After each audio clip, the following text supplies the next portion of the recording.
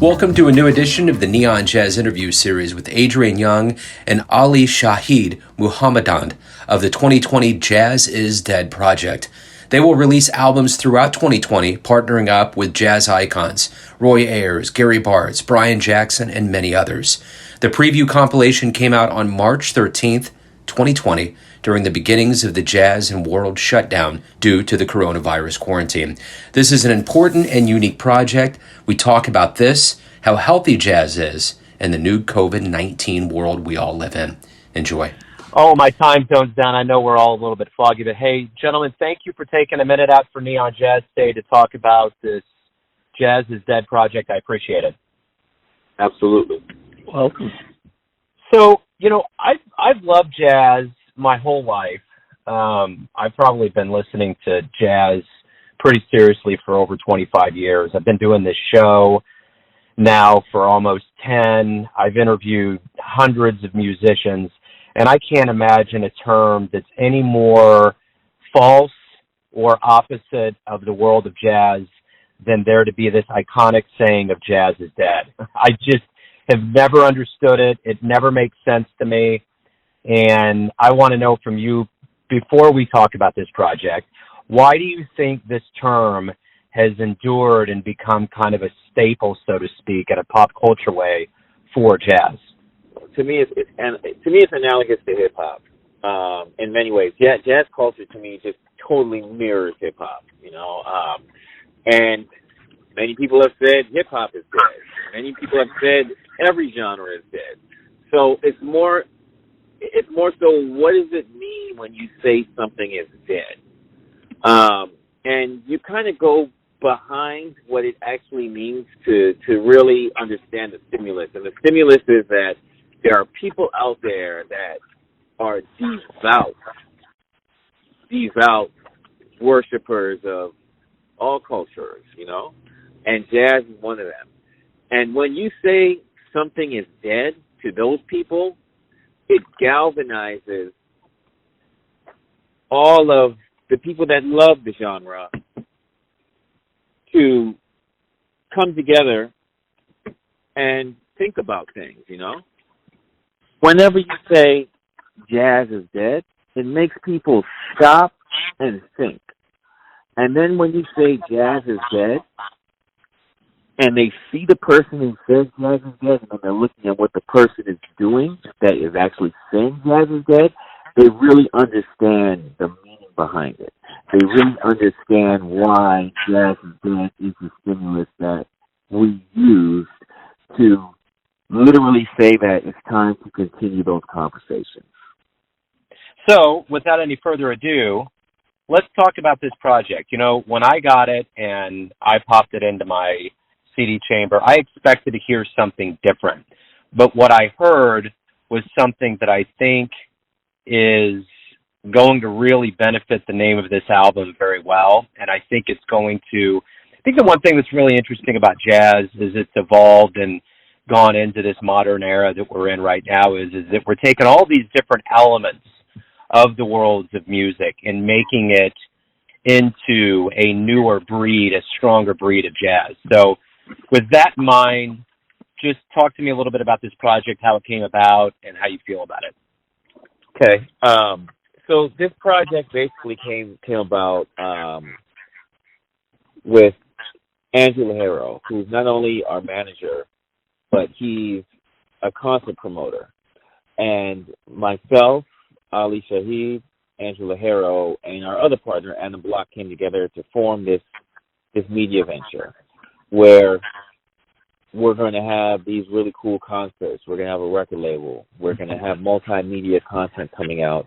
And the purpose of this is to continue the conversation started by the icons yesterday, to continue those conversations with a new vantage point, with younger people, and essentially people from a wide demographic.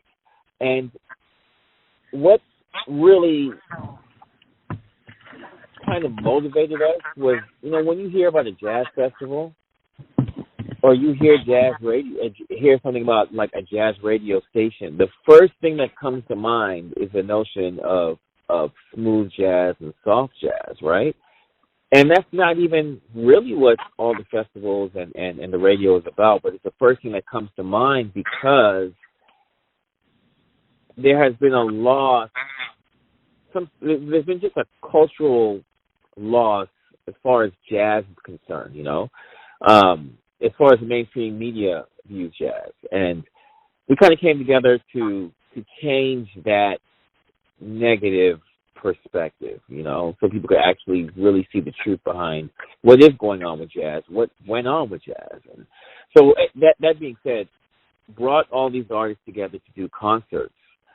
And for 2 years, we were secretly recording albums with these artists.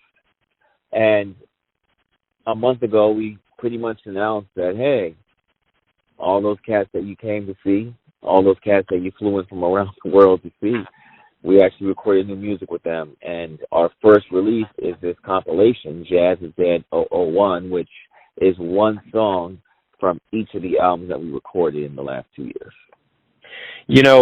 Being here in Kansas City, with a more Midwestern grip on things, obviously, every time I mention that I have a jazz show, I get a lot of people, and it's usually parents of my son that will say, "Oh yeah, I love jazz," or someone that I know, and every time I'm like, "Oh yeah, cool. What are you into?" And they always say smooth jazz.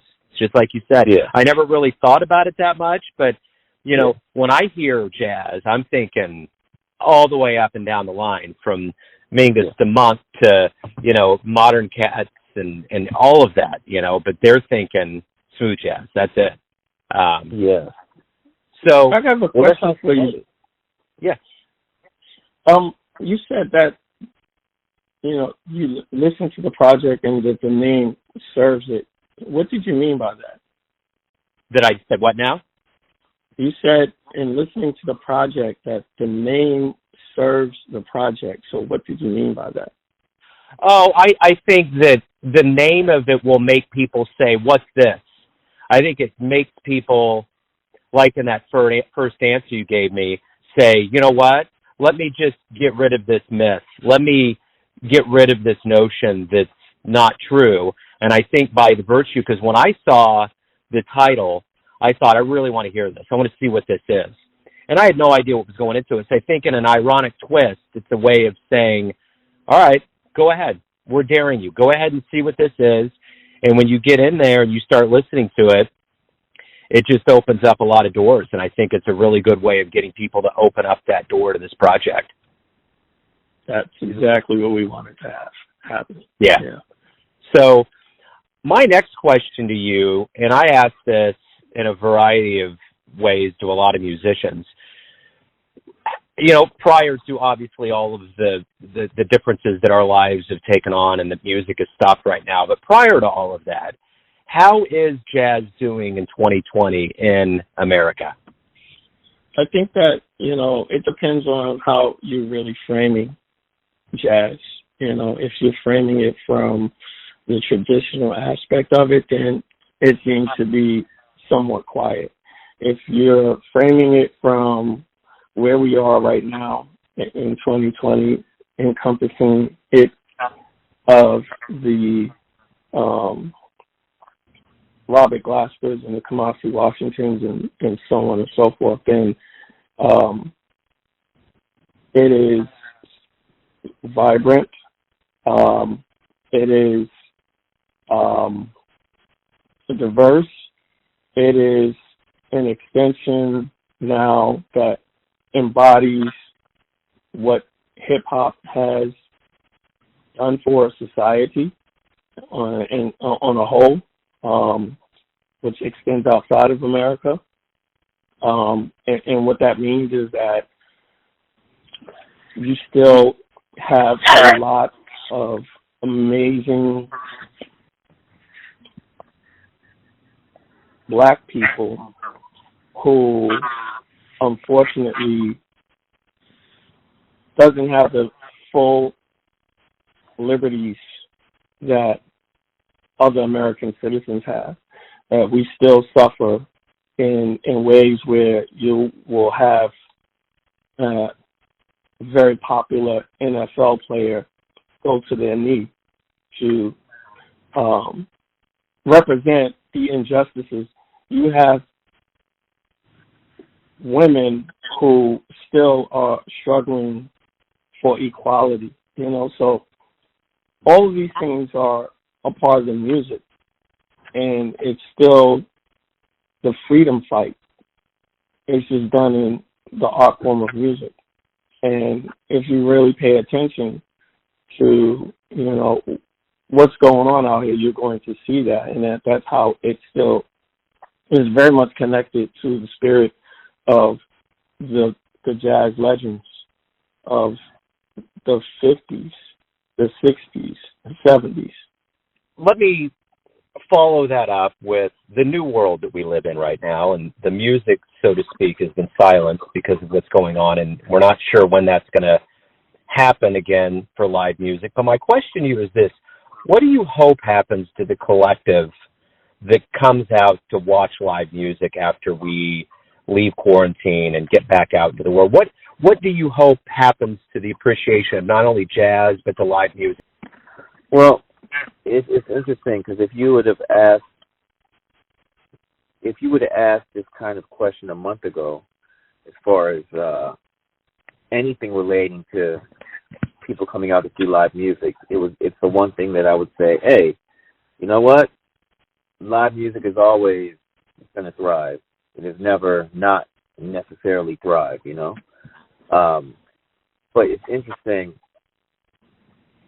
at times like this, when everybody is kind of quarantined, and many artists, including ourselves, make money by touring and doing shows. So when you take that out of the equation, and when you also note that artists aren't necessarily selling physical products like they once were and everyone's streaming, it puts the artist in a bind, because they got to figure out how to survive doing what they are supposed to do, which is be artists, So what I do hope the quarantine does is make people realize how much they have to support the artist. Make people realize how important it is that we maintain this symbiotic relationship where if you want us to create, you need to make sure that you financially support what we do so that we can continue to benefit equally from this, So that's what I hope comes from it. I love Adrian's optimistic outlook on it, and I also hope that people embrace live music in a different way, where the people put their phones away, because at this stage, when you go to concerts, everyone takes their phone out and they want to, I guess, walk away with a memory of some sort of very personal momentum. And it sometimes just has become, that act of doing that has become so normalized that we accept it and it becomes part of the experience, when in actuality it bothers me personally. And so hopefully people will really take a moment to really just put, not wholly the entire show, put your phone away, but I mean just to connect more without that, that's definitely my hope. I have to say, and this is the me looking at things from both ends, I remember the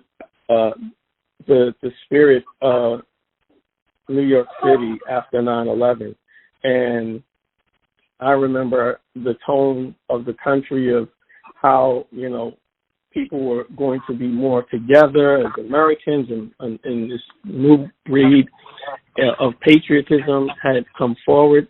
And then, and I remember I couldn't get people to come to marches to help, stop certain injustices that were happening, specifically against Muslims, because I'm Muslim, and understanding what, at least through my eyes, of what it meant to be a patriot and still be Muslim. And to fast forward, 20 years later, and to see how America is so much divided versus united.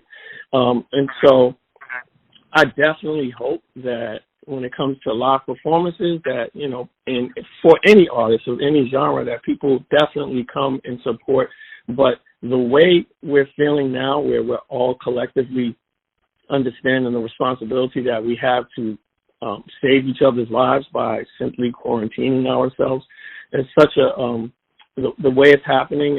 It's such a it's a good thing to see people come together. You still have people who are ignoring that, and that's going to happen, of course.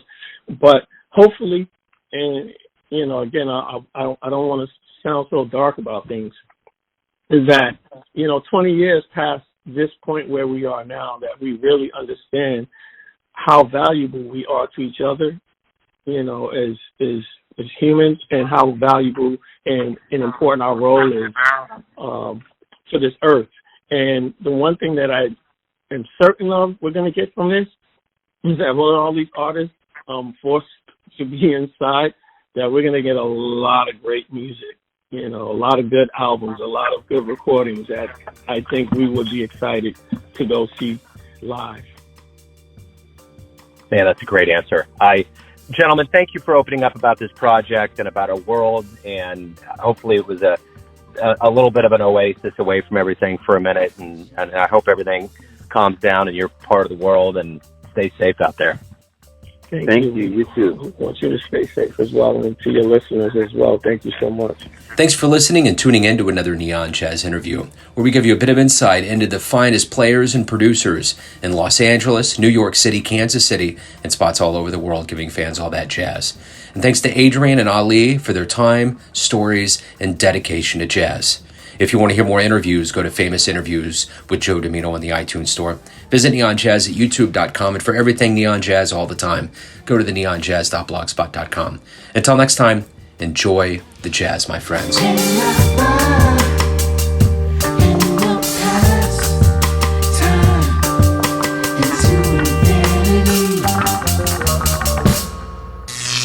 Neon Jazz.